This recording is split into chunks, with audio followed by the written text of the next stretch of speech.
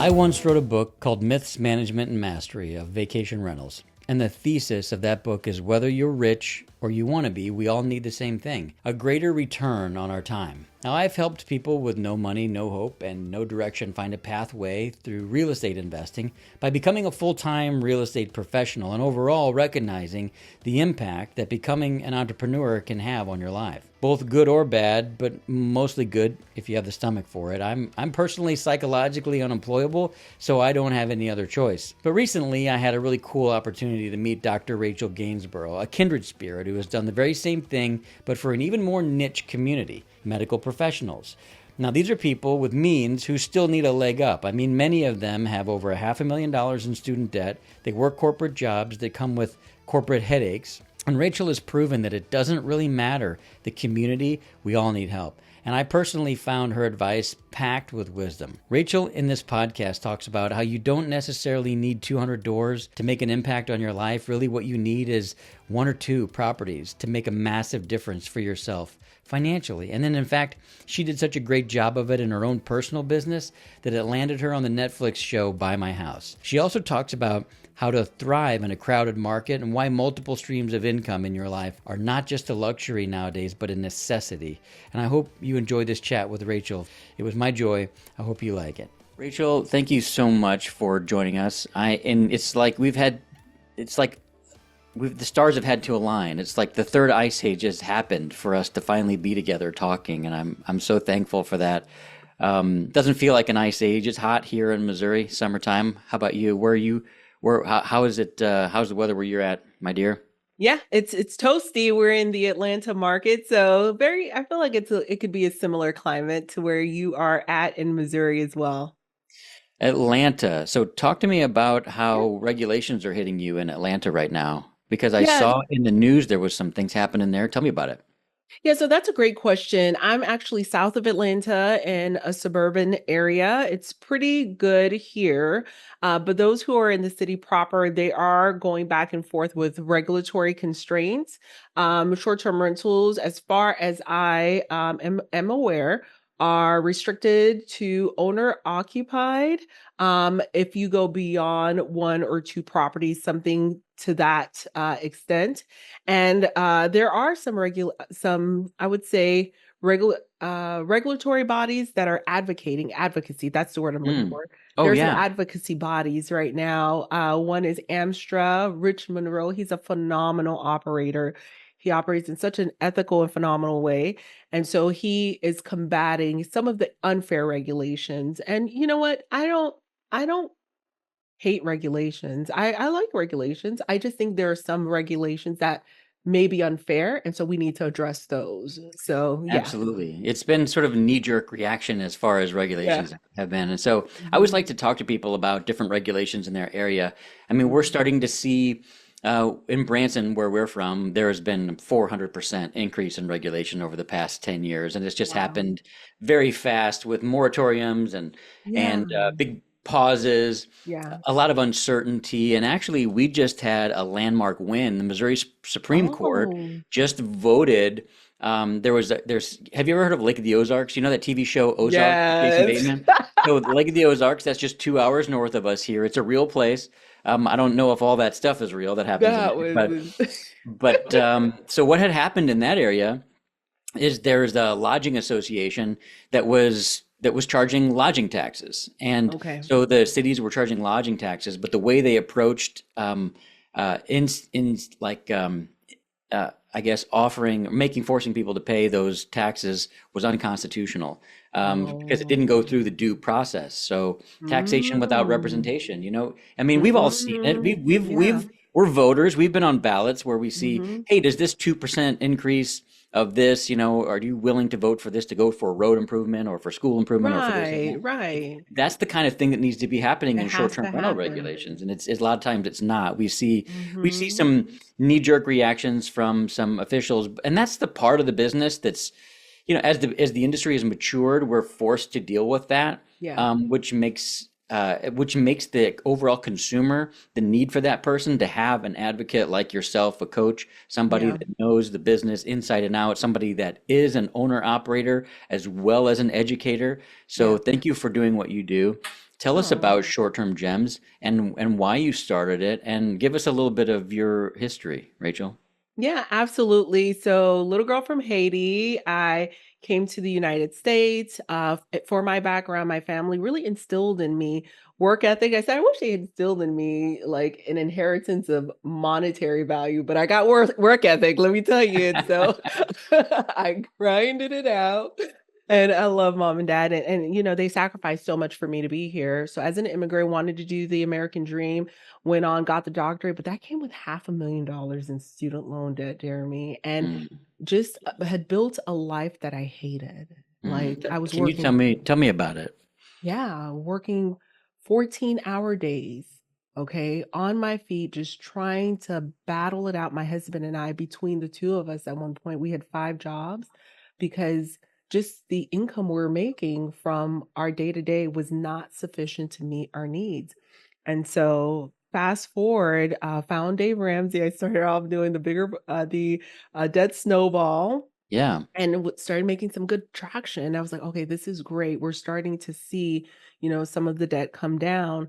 But it was not until I took off my Dave Ramsey hat and I put on my bigger pockets hat, I realized, oh, there's truly a way to build wealth and it doesn't have to involve 14-hour shifts, then punching a clock, and because that's all I had known, Jeremy, I would talk, Mm. whoa, if you can get some great overtime shifts, like that was the golden ticket is like overtime. And that was the work ethic that I told you was instilled in me. But once I was working a 14-hour shift, and I saw a quote from Warren Buffett that says, if you don't find a way to make money while you sleep, you will work until you die. Yeah. I felt attacked. I was Yeah. like, he's don't come for me like that, Warren Buffett. Like he was coming for me specifically. I felt like he was looking at me dead in the eye on this 14-hour shift, having missed out on my kids' childhood. They knew the nanny's name before they knew my name. They called her name before they called my name. And I Wow. and I gotta tell you, it's still, the therapy that I have to go through for that. So then I asked, okay, Uncle Warren Buffett, how do we find a way to make money while we see? Like, what is this thing? And I didn't understand most of the strategies, but real estate, I was like, okay, yeah, it's real. It's a house. It's a property. I get this, right? I get this, Yeah. and that's how I realized, oh, I can buy a property um, that needs some work, add a little bit of value to it, and rent it out on the short-term rental market for a whole lot more than my expenses. And that changed the game for me. So back in 2018, that's how we started. We bought a property for $290,000 right in the neighborhood that we're very familiar with. Put in about $10,000 of work in it, nothing crazy. I couldn't take on a whole renovation project. Of course, I was working full time. Uh, Overhead was around, I want to say 2,500 to 3,200 a month, and we rented out for $6,000 that first month. And Wow. the first booking, Jeremy, happened at 3 a.m. while we were asleep, and Boom. It came true. it It came came true. true. And keep in mind you were a medical professional at the time, Yeah, correct? yeah, So full-time pharmacist. you really needed to build your power team around you because you probably just didn't have the opportunity to take side calls here and there because pharmacies are incredibly busy places. Yeah. And were you in a hospital pharmacy or like in a retail pharmacy setting or Yeah, I've done it all. I've done have you? hospital, I've done retail, I've done heart failure clinics with Kaiser, like a variety of settings. Yeah, Wow. So a lot of management experience then for you. for sure. That'll help. And then Yeah, also it's true. let me ask you this. So your first investment property then was a short-term rental. Is that Yeah, correct? yeah. Okay. So what was it about the short-term rental asset class that gave you the confidence to dive in there first? So that's a great question. I had spent years analyzing our debt, and I'm a spreadsheet girl. I gotta Hmm. admit, I'm a spreadsheet Hmm. jockey. So looking at the debt, looking at what assumptions that I can make to pay it off in this time frame or that time frame, just creating models and models and models. And then I applied it to real estate. I said, okay, if I were to use a multifamily model, what would that monthly cash flow look like and how impactful would it be for my investing strategy and for my life?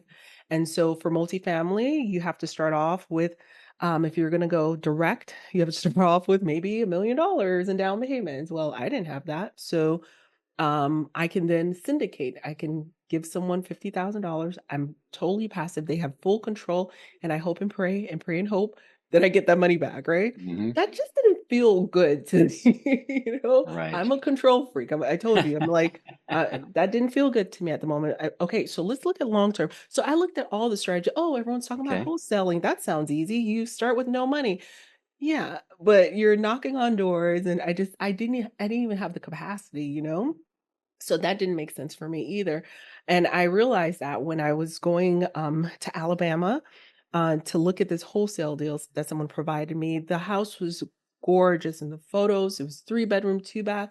The sun was gleaming on the side. It had this like minty green color, all the things, Jeremy. And my husband and I were just driving to Alabama from Atlanta, and we're dreaming of all the things like this house was going to save the world, okay? Like just the dreams that we had concocted off of this poor property. We get there, Jeremy. The house was dilapidated. It was falling apart. And they were like, you don't even have to come and visit, just buy it off. I was like, well, I gotta see it. There was caulking dripping from the sides of this property. Oh Like it was no. being held together by like I was I was standing there and I'm the real estate person. My husband's like my chauffeur, right? He's driving Yeah. us there. Yeah. And he's about to knock on the door. I'm like, don't knock on the door. No. He's like, you don't have to run. And that was the paradigm shift for me. And I said to myself, you know what? We're not going to be part of the We Buy Ugly Houses crew. I Yeah. had drank the Kool-Aid. I was like, we buy ugly houses and we're going to, no, that's not for us. We're going to be part of the We Buy Pretty Houses. And if it needs carpet to be updated, we can do because we know people. Right. And so we determined, okay, we're going to go this route with single family homes where we're going to, instead of the $17,000 we're going to put to purchase that property outright, we're going to put that $17,000 towards a down payment on a property. And the returns that were the most significant for us was short-term rental returns. Yes, it is work. It's not passive income, guys. So don't let anyone fool you and think it's passive Hmm. income, but you can build systems and a team around it to make it as close to passive as possible. So that's why we went the short-term rental route, as opposed to all of the other strategies. I spreadsheeted it all, and the math was Smart. mathing for short-term rentals for me. Absolutely. Yeah, you can't, people, I've never said it's easy. I've always said it's the highest paid part-time job that you'll ever have. And the reason why I ask you that I love question is it. because I was really just looking for confirmation of the illustration of a point that I always make, and that's the short-term rental is the gateway drug to real estate investing. So here it is, folks, from an actual pharmacist, that it's true that it is the gateway drug. And I say that that term with all respect, for people that have suffered with addiction and things like that. But there is a real thing when it comes to real estate investing, is that it gives you that dopamine hit. It gives you that excitement that a lot of investors get addicted to. And it's a good thing, because we have to be addicted to our passions in order to wake up every day and execute on them, regardless of what's going on in our lives, and regardless of what's going on in regulatory environments, or regardless of what's going on with interest rates. The things that I've learned from those wholesale classes and some of the background from there is Mhm. alternate strategies. I mean, we can use all of those strategies. And Yeah. that's one of the things that I preached for many years, was that the short-term rental asset class is just like fix and flips. It's just like buy and hold. It's just like Yeah. wholesaling. You can do all of those things within this asset class over here, except you don't really need to know how to do anything except for how to go on vacation. What you love when you go on vacation, if you can think through what the guest might experience, then you Mhm. really can have a winning asset. And it sounds like you've done that beautifully. So let's talk about one of your strategies, which is less is more, like Yeah. how to own fewer vacation homes and maximize on your returns. Because really, as you began to allude to our audience here, is that time is one of your greatest assets. And that's one of the things, the messages that I always try to preach is how do we get a greater return on our time? And I've seen so many people with massive long-term rental portfolios and people saying, oh, well, I own 200 doors or I own 400 doors, like it's a badge of honor. And certainly it is. I mean, it takes a lot to be able to build and scale and manage that. But a lot of us don't want to do that. A lot of us just want a couple really beautiful properties that we can use in our spare time. So talk to me about your philosophies there. Yeah, absolutely. So I think the badge of honor that you mentioned a little bit earlier with the power of owning 100 doors or 200 doors. I mean, I get door envy just like any other girl. When I hear that, it's like, Sure. ooh, that Yeah. sounds interesting. Hmm. But I had to think about alignment, Jeremy. Like what's in alignment for me? So there are two ways to own hundreds of doors.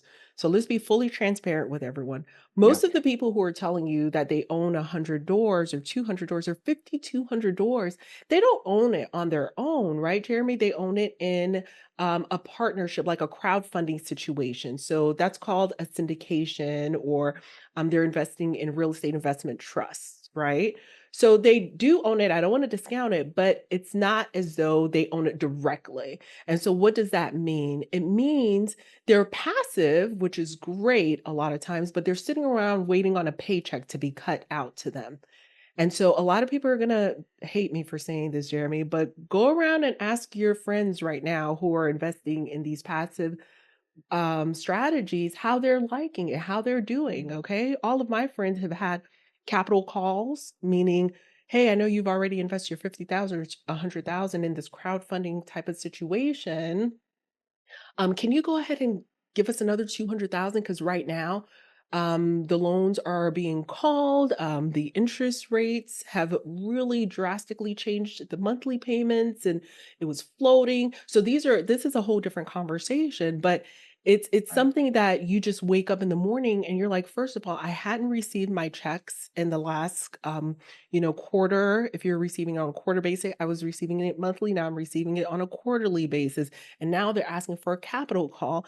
And, I don't want to do a capital call, but if I don't, all is lost because then the deal is lost altogether. So the reason I'm going down that route is because a lot of members in my community have come to me with those types of situations. And it comes from a lack of control. And I hate to be a control freak, but I love being a control freak also. I would rather be in control of my own destiny than waiting for someone to give me a paycheck. Like that's never served me well when I wait for someone. And I don't like to wait. I want to create, my own deals. I want to do that kind of thing. And it does take some upfront time, but once you get going, right? Once you're locked into the right community, you have the right support system, it's very manageable and it's very doable. And so you don't need to be a part of a 5,200 property situation. All Mm. you need is one or two properties that you and your partner or a spouse or, your teenager, you guys can keep your eyes on and just really pour your heart into it. It's going to pay you back dividends. You know, we need a t-shirt, Rachel, that's like the right property can change your life because it's so Yes. true. And what you're talking about reminds me of why I got into real estate investing so many years ago was because a friend of mine was really going the salesman route. He wanted Mhm. 250,000 a year plus commissions. He was working being a salesman for Fortune 500 companies and just catching up with my buddy, talking to him, "Hey, how's work going?" He would say, "Well, my sales manager just came around and we're a publicly traded company and he asked me what my numbers were, my sales numbers, my projections would be for next year, taking into account market factors and what I really thought I could produce. I turned in a great number of what I thought I could really sell." And the sales manager looks at that and goes, "We're going to double that because we need better numbers for the managers so they can go to the shareholder meeting." And I thought, this is a Fortune 500 company. Like we see the numbers that are published, but this is like peeling back the onion and being right there inside of a meeting. And I thought to myself, when we invest in the stock market or mutual funds or whatever we've been trained for by our baby boomer parents to tell us exactly what we need to invest in, and I respect and honor my parents the same way that you did. So I listened to advice, and I put a bunch of money in the stock market, and I had no control over it. And it Yeah. goes up and it goes down and it crashes, and it has all of these emotionally inciting events that happen when, in fact, real estate, if you take time to learn one Mm. market, just learn one market and start studying what properties are selling for, start, and then so that and it takes dozens, hundreds of properties to finally to get that market knowledge and to be good so that when a property comes across your desk, you can say, yes, buy it, make an offer today. You need that level of training, that level of confidence, or Yeah. somebody within your circle like you who can coach you to that level of confidence to help you Yep. make a good decision, ask you a couple good questions before you pull the trigger on it. Because if you have that level of knowledge of properties in your market, you can make a massive difference with just two or three properties right out of the gate. Yeah, absolutely. And so much so our second property, we went ahead and we said, let's rent and repeat. And so that second property was in the same market. The first one was generating on average $6,000 per month. The second one, we went a little bit bigger and we were hoping for about 7,000 to 8,000 a month. And I have the wildest story to share with you. Please. So we got that property. We did a little bit of work on it. Again, I'm a carpet and, hard Fluff and floors, buff. Yeah, fluff let's and buff. Let's, put some lipstick on it and let's yeah. go. But my cleaning team, I was transitioning because I wanted to make sure that I had the right cleaning team for that property. So I went ahead and placed it on the market for a 30-day stay, same suburban area south of Atlanta, 30-night minimum, just in order to indoctrinate the new cleaning team, to interview, to figure out who I was going to use for this property. I went ahead and turned on the dynamic pricing tool for this property, thinking to myself, oh my goodness, $8,000 a month would be wonderful. Dare I even imagine $9,000 a month? That's astronomical. There's no way. I turned it on, fully expecting that the AI, I would have to train it because, it looks at occupancy, it looks at demand. I would probably have to train it because it's never as accurate, but I knew in my head I wanted to gauge it around 8 or $9,000. Okay, so just keep that number in mind for a moment.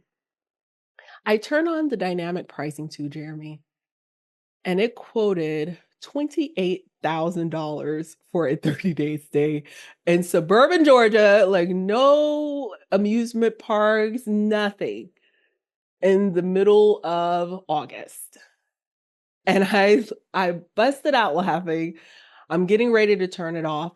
It gets booked. Oh, what? It gets booked. Wild. This was the wildest story. And when you say it's a gateway drug, it's like, give me another hit, give me another. Yeah, It yeah. gets it gets booked. Yes. Yes. Listen. And so the month thereafter, it gets booked for 22K. It averaged then 15, then 20. It averages around $22,000. And this is a property that I personally expected it to get booked at around 8,000. I was about to train the AI to lower the expectations. And Jeremy, I asked myself, where else in my life Mm, am I playing small? mm. Where else am I dimming my light? Where else am I trying to downplay a situation? And What a so great because I question. was counting other people's pockets, right? I'm like, I don't have $10,000 to rent out a property. Jeremy doesn't have $10,000 to rent out a property on a random month. Like normal humans aren't renting out a property for $10,000. So there's no way. So let's hover around 8,000. And it turns out it's being booked by insurance policy holder companies. It's being booked by the filming industry. So corporations, they're a different entity. They're not Hmm. the normal human beings like you and I who, so that's a whole different ball game. And so it's something else that we tapped into that we otherwise wouldn't have known about if we weren't in the game. And sometimes it's a matter of starting, you get in the game and you don't know what you don't know. So that was incredible, and that's how we ended up on Netflix TV show By My House, so that was just the wildest I story. was going to ask you how you ended up on By My House. And so, what you're talking about is basically the birth of the midterm rental industry, which, isn't as regulatorily managed, and Yeah. because it falls outside of the 30-day or less Yeah. window. And what a Hmm. cool story. And thank you so much for sharing that. So talk to us about how you made it on the TV show and how all that happened. That's super exciting. Yeah, so there's a company called AirDNA that we use to evaluate our properties all the time. And one day they and a casting company reached out and said to us, the numbers that you're making on this particular property is out of control. And we would love to cast you for a TV show. And I was like, oh, sure, let's give it a try. Not thinking anything. I come from Hmm. pharmacy. I don't have a media background. And if you Hmm. watch the show, Jeremy, it's like I'm so like super stiff. And I'm like, hello, my name is Rachel. It is cringeworthy. Oh But my that's God. it just came from them pulling the data on the back end. And they Really? identified that we're doing something in our market that they hadn't seen. And that's how it happened. That is amazing. What a cool story. And just from exploration and just from showing up every day and working your business Yeah. and finding the fun pathways, Yeah. I love that. So talk to us now about another philosophy of how we can thrive in a crowded market, because as this asset class has gained in popularity, we're Mhm. starting to see, interest rates rise. We're starting to see more Mhm. people enter the marketplace. Not all of them realize they have to be good hosts, right, or good business people. Not everybody realize they have to materially participate. So help us understand how we can thrive in an environment like this. So everything that I do, I want to cater it to my audience of busy, burnt out medical professional moms with two boys who are working so I'm really laser focused and Yeah. I'm always trying to find the shortcut. And again, the shortcut for me, Jeremy, is finding those one or two properties that could really change the trajectory for your life. You don't need dozens and dozens. And the reason I don't advocate for you to start off with dozens and dozens is the attention that I ask that you put in, the love and the attention that you're putting into each specific property. So, Mm. the best way to really stand out in the crowded market is to take a step back and understand who your ideal guest avatar is.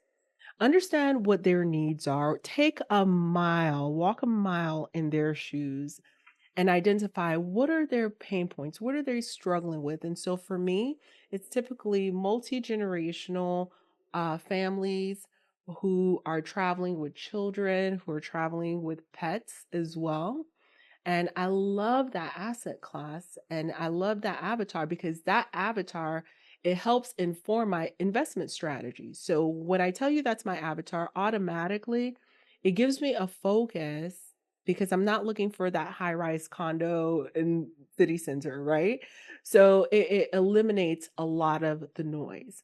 So that avatar is someone that I'm thinking about. Okay, it may be a little noisy in the house. Is there a way we can corner off like a gaming area or Mm. um, this property has a bedroom on the main. I'm going to prefer this property over another property where all of the bedrooms are not accessible on the main level, or like we're building one on the beach right now. So if all the properties are all the bedrooms are upstairs, we would want to consider an elevator or something to that effect because granny may have mobility issues. What if there's a child who has special needs? So I want Mhm. to take a walk in their shoes. I want to walk a mile in their shoes and identify what are their needs, what are their biggest needs. And what I love about this short-term rental business, your business is out there.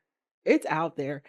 I review every single guest review for a community or a market that I'm going to invest in. I will look for a set of properties that meet my comps and I want to see all the good, the bad, and the ugly. What are they complaining about? What do they love? I'm going to double down on what they love and I'm going to solve for what the problems are. There's a market in Norfolk, Virginia. One of our members just closed, and every other guest complained of rat infestation. Oh, No, no, not yes, rats. Come on. rats. Oh, And I tell my members, and we do this activity. Okay, let's see what people are saying about this market. I said, go and pop the popcorn and come back to the Zoom call so yeah. we can see because the stories are treacherous. And guests, they Do not pull punches. They will tell you like it is if they didn't have a good experience. So at the end of the day, one of the first things that we do, we say, okay, we need to get pest control, right? Let's find out who are the best pest control teams just to make sure that, everything's on the up and up for this property. It was new construction, but I still wanted that assurance. I don't know Sure. why there were so many rats, but there were so many rats on multiple properties, different Oh, hosts. no. It was like Ratatouille. Mice is one thing, but rats are huge. Those things are like, oh, give me a break. I know. So that Can't scared do it. me. But No. she had a connection with the place because her mom, who had passed, says, okay, if you have a connection with this market, everything is figure outable. Mm. Let's solve for it. Okay. We're going to up our pest control rat eradication game to the 10th Rachel power. Gainsborough, the Pied Piper, The Piper. Oh. fixing communities. Out there with the flute, getting rid of rats. I can I see it don't now. know about A that. children's story. A children's story. I love it. Short-term gems, a children's story. But that information is out there, Jeremy. If we're Yeah, willing to take a moment and take a look, you get to see what people are complaining about in the market, and so you can smart. solve for that and say, Yeah. "Oh, okay, here's how I stand out from the crowd," you know? And Hmm. there was another community in Crystal Beach. Everyone was complaining that the host only left 4 towels, and all of the hosts on the Facebook group was like, "Yeah, towels are expensive to wash, blah blah blah." We launch the first thing we said, 20 towels. There are 20 towels here. That place is booked because everyone was towel stingy. Yes. And we, and we said, right? So how many little things like that are out there, that you can solve for? That's what I mean by you really only need to know what you want when you go on vacation. I mean, my Exactly. gosh, I have to buy salt and pepper and toilet paper and, coffee filters. Every place that I go is a short-term rental. And some places, like I did a video one place I stayed. I had to fill all of the half cup, 1/4 cup, tablespoon with ice so I could have ice because there was no ice in the place. And you should at Yeah. least provide ice. Like you should at least provide everything that a hotel provides, and then maybe just a little bit more is Yeah. was kind of my philosophy. And so that's oh my gosh, that's such a great illustration of the fragmentation in the industry right now too. Yes. So like if you can build a brand for yourself like you are, people are going to come back to you because they don't want to search reviews for that. Once they find that good solid operator that they know they can count on, they're going to want to know what else you have, where else are you located at. 100%. That's super smart. So another thing that I wanted to touch on is this idea that you have of growing a wildly successful like online and remote business, and why multiple streams of income isn't a luxury, it's a necessity now. So a great opinion. Let's drill down on that. Yeah, so for me, Jeremy, I've always had trust issues when it comes to my revenue stream, when it comes to regulatory constraints. Anything that can happen may happen in business. And so I think it's definitely important to figure out, well, if this is something that I love and if this is something that I intend on doing for the rest of my days, how do I create a spin-off business offer? So members of my community have actually started helping other members who may be constricted on time. And that is by co-hosting and supporting them that way as well. And so that is one business strategy that can spin off because you now have a skill set that is very much needed. Don't think that, you're hosting, oh, I'm just hosting my 1 or 2 properties. No, if you're hosting it at the caliber that Jeremy and I are speaking, you are a rare commodity. You're very, very rare in the marketplace. So you can offer insights, you can offer consulting, you can offer co-hosting, you can offer listing optimization advice. And so there are a variety of ways that you can create a spin-off business with this particular business strategy because of the skills you have honed in on. And I figured that out when I was actually a part of a women's mastermind, full transparency. I was part of a women's mastermind and where we actually look at each other's numbers.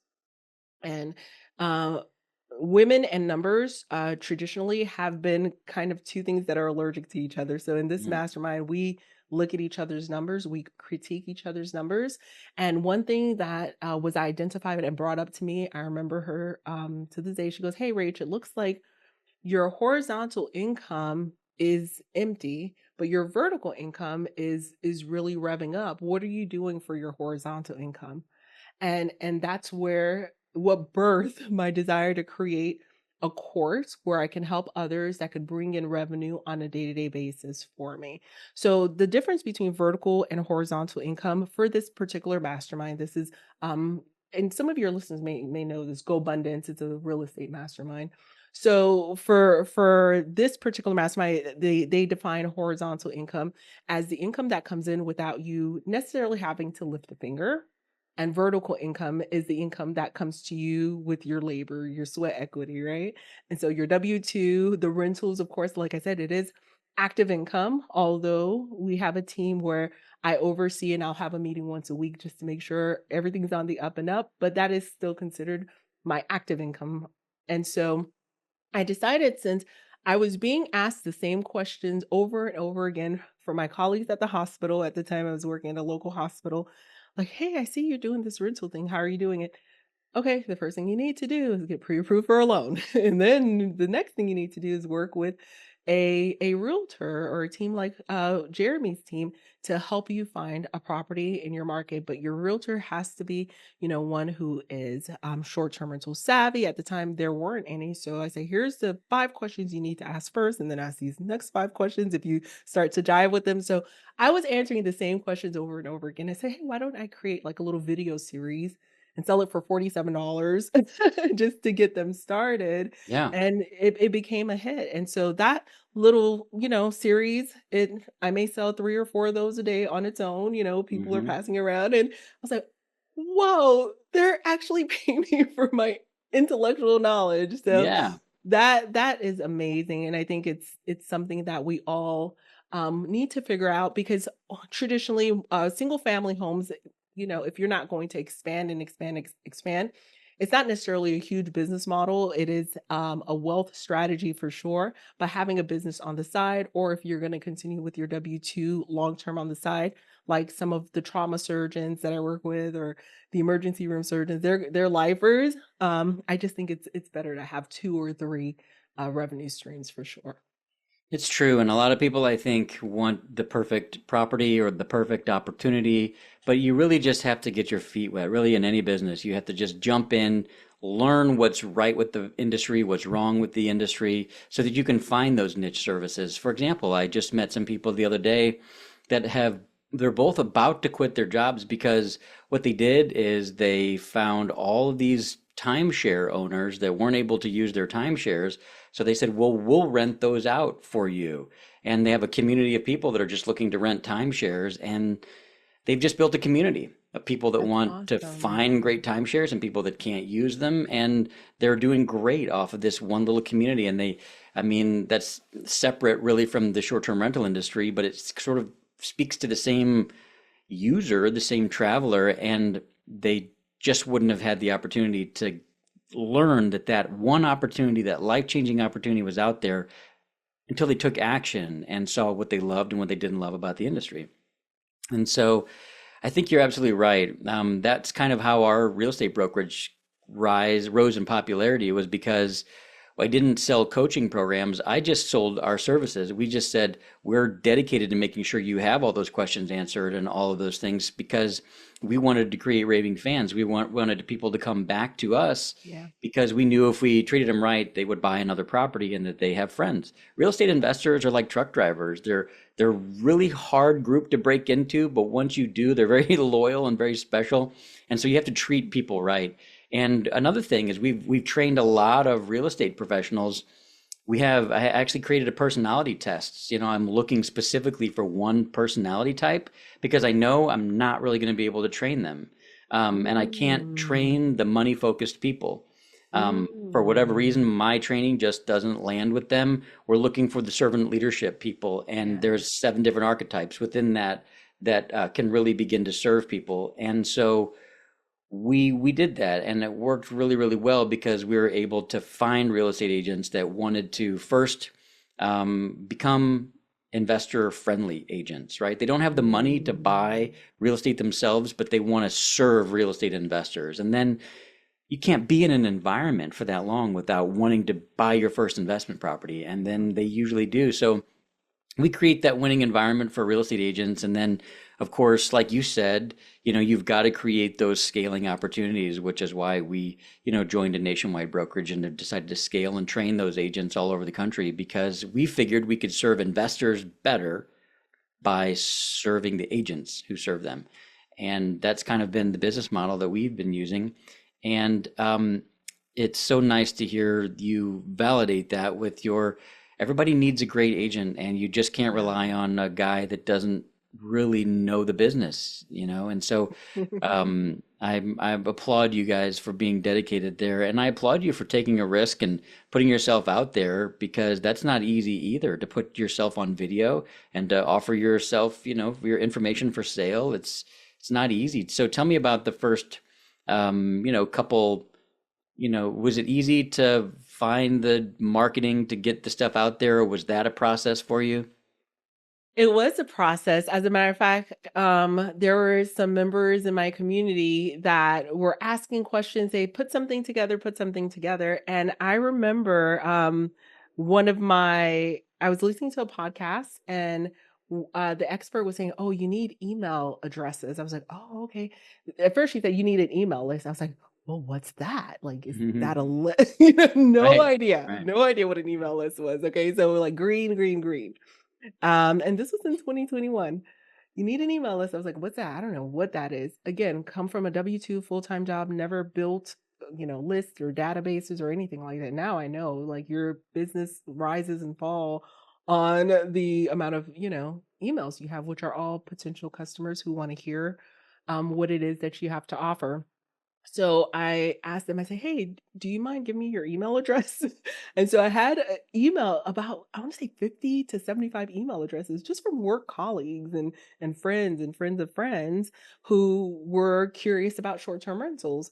And so when I decided that, okay, I'm going to put something together, I sent out an email to all of them saying, "Hey guys, I want to put something together and I want to make sure that it's what you need. It's going to be I think it was an 8-part video series, 15 to 20 minutes each on how to get started. Here are the first steps. But before I put it together, I'm looking for 10 people who are willing to pay that initial investment to get it going because I was still working full time, and I just want to make sure that I'm not going to waste my time. Great market Yeah. research. Yeah. Yeah, I'm not gonna waste my time unless you guys really want it because, Jeremy, everybody, they're like, "You should really do this." Put your money where your mouth is. Can I get your credit card number on that? Yeah, Right, yeah, right. yeah. That's when you know if they're willing. And I said, and I want to know by Friday. I got 10 people and they signed up and they paid. And I was Smart. like, whoa. And I full disclosure, I told them, hey, you're like prepaying for something. You're not gonna get anything. You're prepaying. Yeah. And then we start. And they paid and I'm so grateful. I know them each. I'm so grateful for them. Dr. Tim, Dr. Carolyn. Like I am so grateful that was another gateway drug, by the way. I was like, oh my gosh. So if they're willing to pay for my knowledge and pay for my ability to get them results, like wow. Yeah, game changer for me. That's beautiful. Thank you for sharing all that. Very inspirational to me, even, because I still haven't figured out digital marketing yet. It's an anomaly. But I love the way you've approached everything with ambition, drive, and just an intellectual, approach. You just, I see in you just almost a pioneer spirit, somebody that just, knows there's a way, believes you can make the way, and you go after it, and it's created success for yourself. And that's why I really wanted to talk with you, because I know you're going to inspire far more people than just me. You already have, and I really appreciate you speaking to my audience today, because we had spoken on your podcast. I had the good fortune of being on your podcast, and I just really connected with you. I just really love the Yeah. way you operate. I love your servant heart. And before we go, is there anything else that you just wanted to share? Maybe a question I haven't asked, or something that's you'd really like to talk about? Anything else?